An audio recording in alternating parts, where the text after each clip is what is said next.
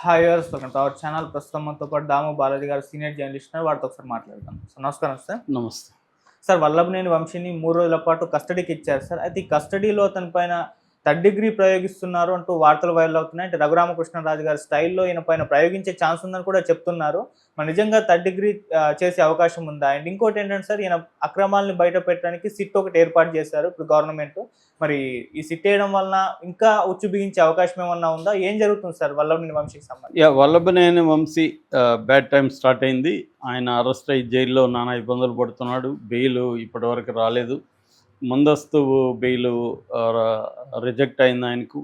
So Chandrababu చాలా సీరియస్గా ఈ కేసును తీసుకున్నట్టు మనకు అర్థమవుతుంది. నేను అప్పుడే చెప్పాను, ముందస్తు బెయిల్ విషయంలో సిద్ధార్థ లూత్రా లాంటి అడ్వకేట్ని గంటకి ₹1,00,00,000 తీసుకునే సిద్ధార్థ లూత్రాని దించాడంటేనే చంద్రబాబు ఏ స్థాయిలో అది చిన్నపామునైన పెద్ద కర్రతో కొట్టాలన్న ఒక స్ట్రాటజీని చంద్రబాబు అమలు చేస్తున్నట్టుగా మనకు కనబడుతుంది. లేకపోతే ఈయన ముందస్తు బెయిల్కి సంబంధించి సుప్రీంకోర్టులో టాప్ 5లో ఉండే ఒక అడ్వకేట్ని తీసుకొచ్చి ఎవరు కూడా పెట్టరు. కానీ చంద్రబాబు పెడుతున్నాడంటే ఇతని మీద ఎంత సీరియస్గా ఉన్నారనేది మనకు అర్థమవుతుంది. దానికి కారణాలు కూడా అందరికీ తెలుసు. చంద్రబాబుని ఒక రకంగా ఏడిపించడానికి ఇతనే కారణమయ్యాడు. ఇతను భువనేశ్వర్ గారి మీద, లోకేష్ పుట్టుక మీద ఇతను మాట్లాడిన మాటలే తర్వాత వైసీపీ వాళ్ళు అందరూ కూడా మాట్లాడారు. పైగా ఇతను తెలుగుదేశం టికెట్ ఇచ్చి 2014లో తర్వాత 2019లో గన్నవరం నుంచి గెలిపించింది తెలుగుదేశం. సో తెలుగుదేశం నుంచి లేకపోతే ఇతను మామూలుగా అనామకుడిగా ఉండేవాడు, పరిటాల రవికి అసిస్టెంట్గా ఉన్నాడు తప్ప ఇతనేమి అంతకుముందు పెద్ద రాజకీయాల్లోనో ఇంకోటో కూడా కాదు.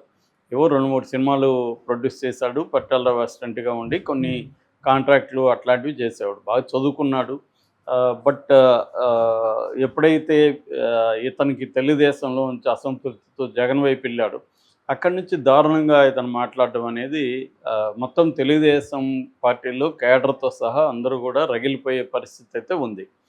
అందుకని ఇప్పటికే ఆలస్యమైందనేది వాళ్ళు ఫీల్ అవుతున్నారు. అందువల్ల ఇప్పుడు ఒకసారి దొరికాడు కాబట్టి ఇతన్ని ఇంకా వదిలిపెట్టకూడదు అన్న ఉద్దేశంతో చంద్రబాబు సీరియస్గా ఉన్నట్టుగా అర్థమవుతుంది. నాకు తెలిసి ఒక ఎమ్మెల్యే మీద సిట్ వేయడం అనేది నేనైతే ఈ మధ్యకాలంలో ఎప్పుడు చూడలేదు.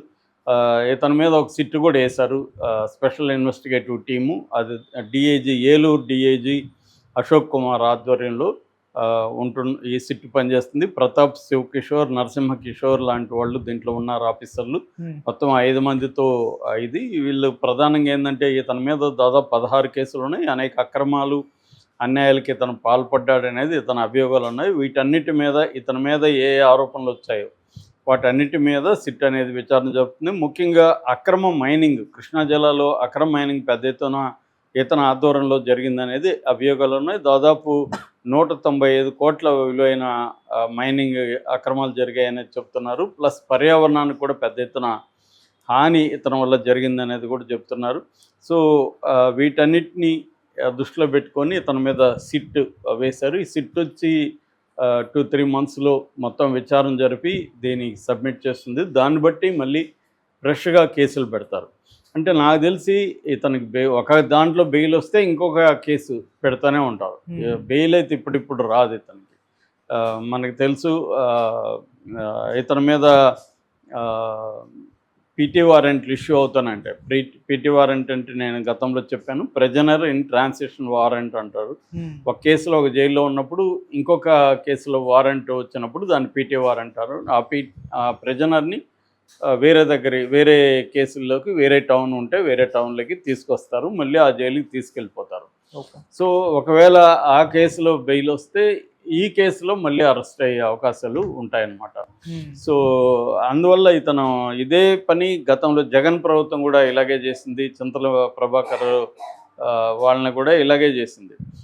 ఇప్పుడు కూడా ఇదే పద్ధతిలో చేస్తారు. అంటే గవర్నమెంట్స్ అనుకుంటే కోర్టుల్ని ఎలా మేనేజ్ చేయాలి అంటే, కోర్టులో ఒక కేసులో బెయిల్ వస్తే ఇంకొక కేసులో బెయిల్ రాకుండా చూడాలంటే వాళ్ళ మీద ఎక్కువ కేసులు పెట్టేయడం. ఒక కేసులో బెయిల్ వచ్చినప్పుడు ఇంకో కేసులు పీటీ వారెంట్. కాబట్టి కోర్టులు కూడా ఏమి చేయలేని పరిస్థితి. అన్ని బ్లాంకెట్ బెయిల్ అనేది ఏమి ఉండదు. అన్ని కేసుల్లో బెయిల్ తీసుకోవాలంటే కుదరదు. కాబట్టి ఈ పద్ధతి అమలు చేస్తారన్నమాట. జనరల్గా నేను చాలాసార్లు చెప్పాను, ఇదంతా రివెంజ్ పాలిటిక్స్లో భాగమే. ఏ పార్టీ వచ్చినా గతంలో తమకి వ్యతిరేకంగా గట్టిగా పనిచేసిన వాళ్ళ మీద కక్ష తీర్చుకోవడం, లేదు పొలిటికల్ అవసరాలు. ఇప్పుడు కవిత మీద మోడీకి ఏముంటుంది, కక్ష ఏం లేదు, కానీ పొలిటికల్ అవసరాల వల్ల కవితని 6 నెలలు జైల్లో పెట్టగలిగారు. సో జైల్లో పెట్టడం వల్ల కేసీఆర్ సరెండర్ అయిపోయాడు. అదే జగన్ది కూడా అంతే. జగన్కి కేసులు ఉన్నాయి కాబట్టి 16 నెలలు జైల్లో ఉన్నాడు కాబట్టి మోడీతో అనుకూలంగా ఉన్నంత కాలమే జగన్కి మోడీ ఇది చేస్తాడు. రాజకీయ ప్రయోజనాలు అనుకూలంగా ఉన్నా కూడా రాజకీయ ప్రయోజనాలు అవసరమైతే జగన్ కూడా 2 నిమిషాల్లో జైలుకి పంపించగలరు. సో అలాగా రాష్ట్రాల్లో కూడా ఏమవుతుందంటే తమ పరిధిలో తాము ప్రతిపక్షాలని నాయకుల్ని అరెస్టులు చేయడం, జైల్లో పెట్టడం, దాని రాజకీయ అవసరాల రీత్యానే ఇది ప్రధానంగా జరుగుతుంది. నిజంగా ఇలాగ సిట్టు వేయాలంటే ప్రతి ఎమ్మెల్యే మీద వేయాలి. ఇవాళ ఎక్కడికి పోయినా, ఏ ఊరికి పోయినా ఆ లోకల్ ఎమ్మెల్యేలు ఎలా డబ్బులు తినేస్తున్నారు ప్రజలందరూ చెప్తున్నారు. తెలుగుదేశం వాళ్ళు కూడా చెప్తున్నారు, మా ఎమ్మెల్యే ఫుల్ కరప్ట్ సార్ అని తెలుగుదేశం వాళ్ళే మనకి చెప్తున్నారు. సో మరి వాళ్ళందరి మీద కూడా సిట్ వేయాలనుకుంటే నిజానికి జగన్ ప్రభుత్వంలో చాలామంది ఎమ్మెల్యేల మీద వేయాలి, ఇవాళ కూడా చాలామంది ఎమ్మెల్యేల మీద వేయాలి. మరి ఇది సిట్టు నిజానికి చంద్రబాబు ఏంటంటే జనరల్గా ఆయన కల్చర్ ఏంటంటే సిట్లు వేస్తుంటాడు ఎక్కువ. ఆ మధ్య కూడా కాకినాడ వేశారు, దాని తర్వాత తిరుపతి వేశారు, మొన్న జరిగిన తిరుపతి అల్లర్లు వేశారు, మద్యం కుంభకోణంలో సిట్ వేశారు. ఇవి సిట్లు ఎన్నో ఉన్నాయో మనకే తెలియదు, అన్నీ వస్తూ ఉంటాయి. నిజంగా ఈ సిట్లు ఏమన్నా తేలుస్తాయా అనేది కూడా డౌటే. ఎందుకంటే కాకినాడ దేశం ఎన్ని రోజులు అయింది, ఇప్పటివరకు ఏం జరిగిందో కూడా తెలియట్లేదు. అంటే ఇదంతా ఏంటంటే సిట్ వేయడం ఎందుకు జనరల్గా అంటే కొంత డైల్యూట్ అవుతుంది విషయం, పక్కదారి వెళ్ళిపోతుంది. మిగతా ఏదో సిట్ వేసేసారు అని చర్చలు జరుగుతాయి. వేసినాక ఏం తేలుతుంది, ఏమీ జరగవు. ఇది అన్ని రాజకీయ పార్టీలు చేసే ఒక స్ట్రాటజీ అనమాట సిట్ వేయడం అనేది. ఇక్కడ కూడా అదే జరుగుతుంది. సిట్ వేసారంటేనే అది ఇంక విచారణలో కనబడకుండా పోతుంది. సో ఆ విధంగా చేస్తారా ఇతని విషయంలో, లేకపోతే సీరియస్గానే తీసుకొని చంద్రబాబు ఇతన్ని ఇరుకుని పెట్టాలని ప్లాన్ చేస్తున్నారా, శాశ్వతంగా ఇతన్ని జైలుకి పంపించేయాలి, బయటికి రానేయకూడదు అన్న ఒక ప్లాన్తో చేస్తున్నారా తెలియదు మనకి. ఎందుకంటే ఇప్పటివరకు జరిగింది పరిశీలిస్తూ ఉంటే వైసీపీ నాయకులు చాలామంది గత కాలంలో అరాచకాలు అన్యాయాలకు పాల్పడిన వాళ్ళు కావచ్చు, తీవ్రంగా బూతులు తిట్టిన వాళ్ళు కావచ్చు, వాళ్ళ మీద ఎవరి మీద కూడా ఇప్పటివరకు చర్యలు తీసుకోవాలి. ఫస్ట్ టైం వంశీ మీద మాత్రమే తీసుకున్నారు. మిగతా వాళ్ళంతా కూడా సోషల్ మీడియా బాపతే. సోషల్ మీడియా వాళ్ళంటేనే వీక్గా ఉంటారు వాళ్ళు. పెద్ద స్థాయి నాయకుల మీద ఎవరి మీద తీసుకోవాలి అంటే లైక్ రోజా కావచ్చు, అంబటి రాంబాబు కావచ్చు, వీళ్ళని అంటే ఒక జలక్కి ఇవ్వడానికి ఏదైనా ఒక శాంపుల్గా వంశీని తీసుకున్నారా అనేది కూడా తెలియదు. వంశీ మీద కూడా సరిగ్గా డీల్ చేయట్లేదన్న అసంతృప్తి తెలుగుదేశం కేడర్లో కూడా ఉంది. ఎందుకంటే నాని మొన్న కూడా వచ్చి మాట్లాడాడు, నాని ఏదో పరారు అయిపోయాడు, దాక్కున్నాడని తెలుగుదేశం మీడియా రాస్తుంటుంది, కానీ నానేమో బయట తిరుగుతుంటాడు. ఇతను కూడా అంతే. మొన్నటి వరకు వంశీ అమెరికాలో ఉండడం తెలుగుదేశం మీడియా అంటే పరారు అయిపోయారు కాబట్టి అరెస్ట్ చేయలేకపోతున్నారు అన్న బిల్డప్ ఇస్తూ ఉంటుంది తెలుగుదేశం మీడియా. కానీ ఎక్కడే ఎవరు పరారు గల, అందరూ ఇక్కడే ఉన్నారు. రోజా మాట్లాడుతుంది, రోజు అంబటి రాంబాబు మాట్లాడుతున్నాడు, పేరుని నాని నిన్న కూడా జైలుకి వచ్చి వంశీని పరామర్శించాడు. సో వీళ్ళందరూ ఎక్కడికి పోలేదు. కాబట్టి నిజంగానే చంద్రబాబు వీళ్ళందరి మీద సీరియస్గా రివెంజ్ తీర్చుకుంటాడా లేదా అనేది కూడా చూడాలి. అయితే వంశీ మీద మాత్రం స్టార్ట్ అయినట్టుగా మనకు కనబడుతుంది. అదే సమయంలో ఇప్పుడు వంశీకి కోర్టు SC/ST అట్రాసిటీస్ కోర్టు 3 రోజులు పోలీస్ కస్టడీకి ఇచ్చింది. ఈ 3 రోజుల్లో వంశీని టార్చర్ చేయబోతున్నారన్న వార్తలు కూడా వస్తున్నాయి. వంశీకి రఘురామకృష్ణరాజుకి CID ఎలాగైతే ట్రీట్మెంట్ ఇచ్చిందో ఇతనికి కూడా అలాంటి ట్రీట్మెంటే. అంటే 3rd డిగ్రీ పోలీసులు బయటికి దెబ్బలు కనబడకుండా కొడతారు అన్న పద్ధతిలో వార్తలు అయితే వస్తున్నాయి. కానీ కోర్టు మాత్రం ఇతన్ని 10 గంటల నుంచి 5 గంటల వరకే విచారించాలి, లాయర్ సమక్షంలోనే విచారించాలని కోర్టు చెప్పింది. సో ఒకవేళ ఇతని మీద కానీ 3rd డిగ్రీ జరిగితే ఇతను ఇమీడియట్గా లాయర్కి చెప్పే అవకాశం, లాయర్ ఉన్నప్పుడైతే జరగదు.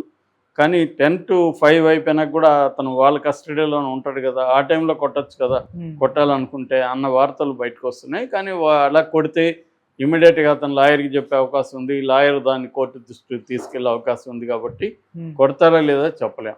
ఒకవేళ అంటే నువ్వు కొడతాము, మేము కొట్టబోతున్నాము, కొట్టినాక నువ్వు కానీ చెప్తే మళ్ళీ కొడతాము, ఇంకొక కేసులో కొడతాము, నువ్వు ఎట్లాగో కోర్టులో ప్రూవ్ చేసుకోలేవు, కాబట్టి మా దెబ్బలు దీన్ని సైలెంట్గా ఉండు, అదేదో ప్రకాష్ రాజ్ డైలాగ్ లాగా గిచ్చితే గిలించుకో అరవద్దు అన్న యాంగిల్ ఏమన్నా కొడతారని తెలియదు.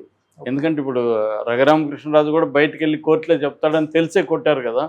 సో ఇది కూడా అలాగే జరగచ్చు. వాళ్ళు అనుకుంటే అది పెద్ద విషయం అయితే కాదు. కోర్టులను కూడా ఈ తెలుగుదేశం ప్రభుత్వంలో కానీ పోలీసులు కానీ ఏమీ కేర్ చేయట్లేదు. మొన్న హైకోర్టు అనేకసార్లు వాపోతుంది, ఫుటేజ్ ఇవ్వట్లేదు, సీసీటీవీ ఫుటేజీ మీరు తీసుకెళ్తున్నారు, కొడుతున్నారు, వాళ్ళని మళ్ళీ తీసుకొచ్చి వదిలే జైల్లో పెడుతున్నారు తప్ప దర్యాప్తు జరగలేదని సాక్షాత్తు హైకోర్టే మాట్లాడిందంటే మనకు అర్థమవుతుంది. న్యాయ వ్యవస్థను కూడా ప్రభుత్వం అనేది పట్టించుకున్నప్పుడు న్యాయ వ్యవస్థ మాత్రం ఏం చేస్తుంది, ఆక్రోశం వ్యక్తం చేయడం తప్ప.